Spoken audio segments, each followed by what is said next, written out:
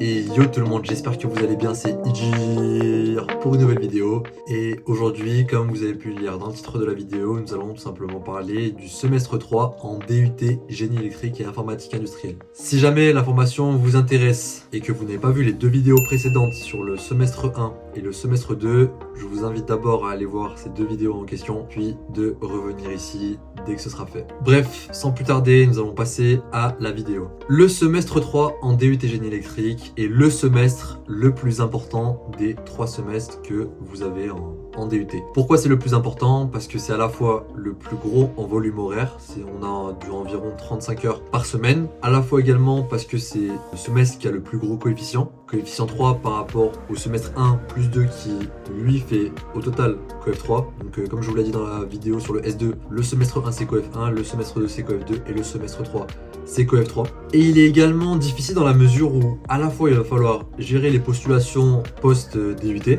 Donc par exemple si vous allez avoir postulé pour les écoles d'ingénieurs, il va à la fois falloir gérer ça, penser à gérer les cours. Également, j'en parlerai juste après, mais on a des projets à mener tout au long de l'année. Donc ça demande une certaine organisation. Et surtout parce que ça demande des connaissances, enfin ce qui est logique, mais des connaissances du semestre 2 et semestre 1.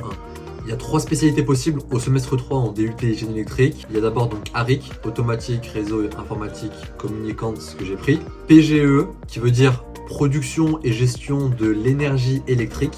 Et le 3e parcours possible, c'est ETTS, qui signifie électronique de traitement et transmission de signaux. Donc comme d'habitude, comme au semestre 1 et comme au semestre 2, nous avons 3 unités d'enseignement.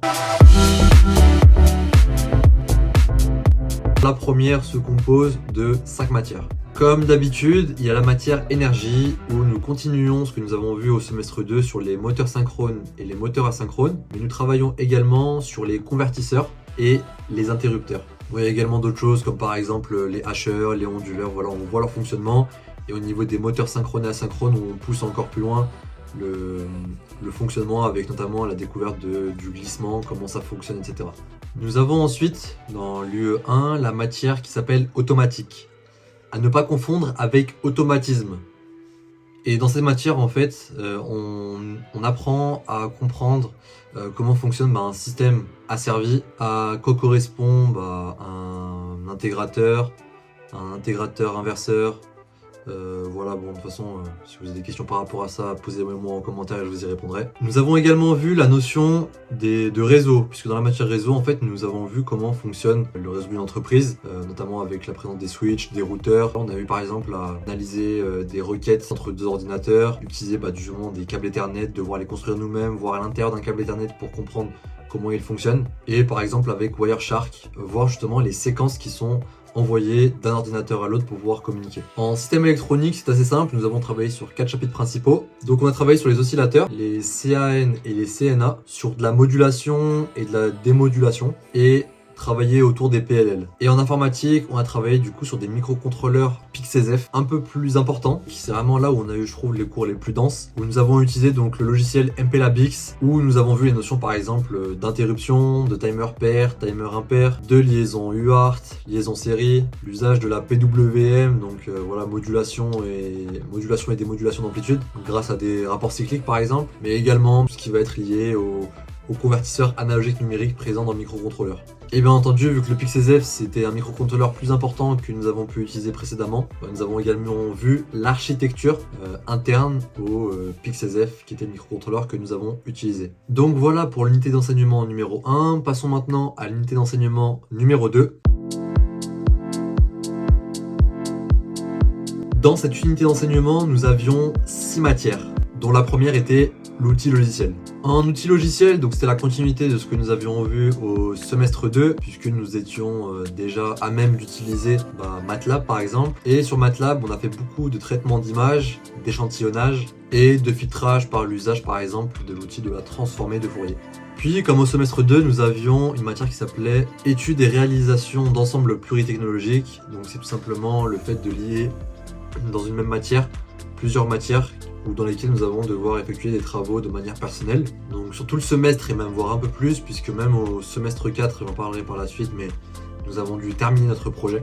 Donc en l'occurrence, c'est un projet où nous ne sommes pas guidés par les professeurs, nous sommes juste guidés au niveau du choix de la thématique et de ce que nous allons avoir à produire. mais sinon tout le reste c'est nous qui devions apprendre par nous-mêmes.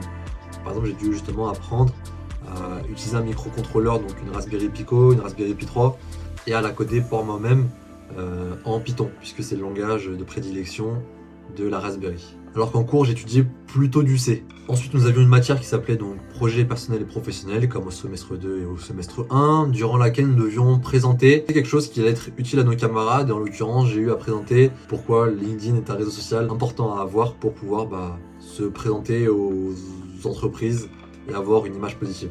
Nous avions ensuite une matière qui s'appelait cycle de vie produit, durant laquelle on étudiait justement les différentes phases de la vie d'un produit, comme l'intitulé de la matière. Puis une matière qui s'appelait projet tutoré, mais en fait qui est juste la continuité de notre projet que nous avions à faire justement, dont je vous ai parlé juste avant, puisqu'en fait c'est le plus gros coefficient de notre unité d'enseignement qui représente, si je ne dis pas de bêtises, environ 45% de cette unité d'enseignement là. Donc autant dire que si on n'a pas une bonne note dans le projet, donc 45%, en sachant que ça joue sur 45% de cette unité d'enseignement là, c'est compliqué. Et enfin, une matière qui m'avait beaucoup plu, c'était la supervision. Donc on devait tout simplement superviser grâce au logiciel Citect Pro SCADA de chez Schneider et grâce à Unity Pro XL, pouvoir par exemple superviser via ordinateur une pompe à eau, voilà, qu'on avait simulé grâce à l'environnement que nous proposait Citect. Et grâce à un automate que nous avions dans nos salles, puisque nous sommes quand même bien équipés dans l'université dans laquelle j'étais, donc à Lyon 1 en l'occurrence, pouvoir vraiment utiliser l'automate et vérifier que tout ce que nous avions simulé sur Citect marchait bien sur l'automate. Et enfin, comme d'habitude, dans l'unité d'enseignement numéro 3, nous avons 4 matières. Nous avions de l'anglais. Cette fois-ci, c'était pas de l'anglais pour faire de l'anglais, mais c'était vraiment de l'anglais ciblé sur le génie électrique. Puisqu'en l'occurrence, nous avions à expliquer ce que l'on faisait en DUT génie électrique, mais en anglais. Donc avoir vraiment du vocabulaire lié au génie électrique. Également à faire des débats en tout genre pour apprendre à justement défendre sa position, faire du recrutement et exposer justement, c'était beaucoup d'argumentation, apprendre à argumenter. Et enfin, on avait une partie sur comment mieux parler anglais dans la prononciation et avoir un accent un peu moins French. Et en mathématiques, nous avons vu beaucoup de notions, puisque nous avons continué à voir, comme au semestre 2, de la décomposition en série de Fourier, l'application du théorème de Perceval, des décompositions en exponentielle, tout ce qui va être changement de fréquence et modulation d'amplitude, que nous retrouvons en système électronique, l'usage du théorème de Shannon et également de la transformée en Z. Après bon, on a fait un peu de probabilité et statistique, mais c'était pas très poussé, puisque ce qui nous intéresse vraiment en génie électrique, c'est ce que j'ai pu citer auparavant. Et c'est vraiment ça que j'ai aimé justement en mathématiques sur ce semestre-là, c'est que vraiment, enfin même dans toutes les matières d'ailleurs, mais c'était que tout était connecté en fait. Ce qu'on voyait en système électronique, on le voyait juste après, par exemple en mathématiques. Les mathématiques, voilà, tout ce qui va être MLI, etc. On le voyait également en informatique. Donc voilà, toutes ces connexions-là, et c'est ça qui donne vraiment du sens à ce DUT-là. Puis une matière qui s'appelait expression et communication, d'ailleurs qui est même présente au semestre 1 et semestre 2, où nous avons dû réaliser des lettres de motivation et des CV pour pouvoir postuler pour nos futurs stages. Puis dernière matière, c'était de la physique, donc on a travaillé tout ce qui était propagation et compatibilité électromagnétique. Donc c'était beaucoup d'études des ondes, comprendre comment fonctionne une fibre optique, la notion de couplage électromagnétique et de l'éclairage par exemple pour comprendre les différences entre les lux, les lumens, les candélas. Et voilà donc cette dernière matière qui est conclue, ce que nous avons, toutes les 4 matières que nous avons dans l'unité d'enseignement numéro 3. Et voilà, donc c'est sur ça que s'achève la vidéo.